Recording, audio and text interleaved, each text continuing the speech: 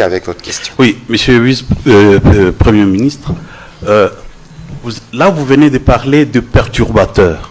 La semaine passée, le gouvernement a parlé des infiltrés lors des manifestations, lors de la marche de colère des Kinois. Et vous avez même dit qu'il y a certains qui ont été arrêtés. Est-ce que peut-on avoir les profils de ces perturbateurs, de ces infiltrés? Bon, d'abord, le français est très riche. On peut utiliser plusieurs termes pour définir tous ceux qui sont derrière ces machinations. Maintenant, je vous ai aussi annoncé ici que la justice est saisie. Les parquets habilités sont en pleine instruction et les dossiers seront fixés devant les tribunaux. Donc, je n'ai pas dit que ceux qui ont été arrêtés, c'est les instigateurs de ces machinations.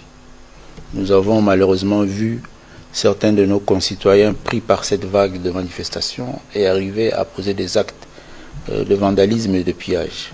Attendons l'instruction. Les magistrats nous diront clairement de quoi il en ressort pour ceux qui ont été arrêtés. Mais en termes de machination, je suis le ministre des services.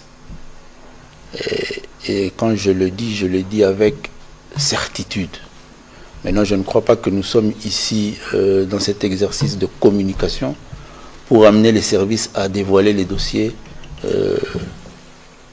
qui nous amènent à mieux comprendre, à mieux détecter ce que l'ennemi de la République est en train de faire parmi nous, dans nos villes. Nous avons, certains parmi nous, des relations qui se sont officiellement identifiées par rapport à ce pays qui agresse le Congo. Des traîtres.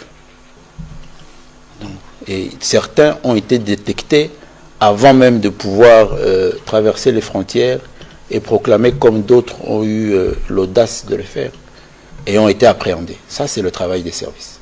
Donc, je ne vais pas aller au-delà de ce qui peut être rendu public, mais soyez-en certains, et je l'ai démontré ici. J'ai quand même une petite expérience en mobilisation des masses. Vous êtes modeste, monsieur le vice-premier ministre. Je vous dis que une ville morte est une action négative. C'est des sciences qui s'étudient et qui s'apprennent. Oui. Pour terminer. Il me reste deux petites questions. D'abord celle-ci. Monsieur le vice-premier ministre, vous avez parlé de mesures sécuritaires fortes. Oui. J'aimerais savoir si ces mesures sécuritaires concernent aussi un certain nombre de sites stratégiques. Vous savez, vous vous rappelez certainement, en 1998, on a coupé les courants à Kinshasa.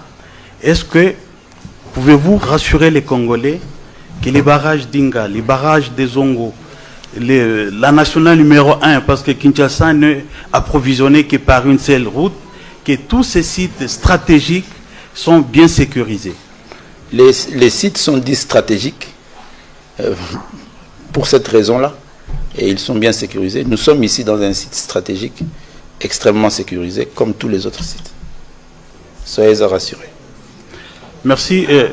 Pour le ministre Patrick Mouyaya, on observe, en tout cas beaucoup de personnes observent qu'un certain nombre de réseaux sociaux ne fonctionnent pas, notamment X, notamment Twitter. Est-ce que le gouvernement peut éclairer l'opinion par rapport à ça?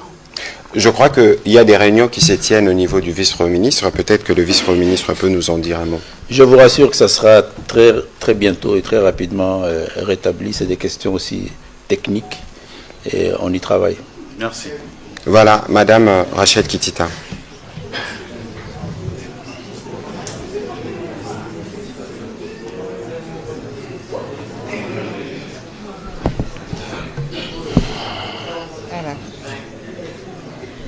Merci beaucoup, Monsieur le porte-parole, pour la parole.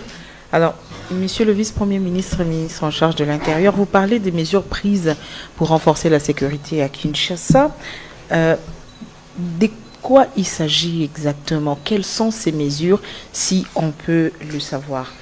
La psychose est aussi... Vous répondez question par question? Et vous allez poser après. Bon,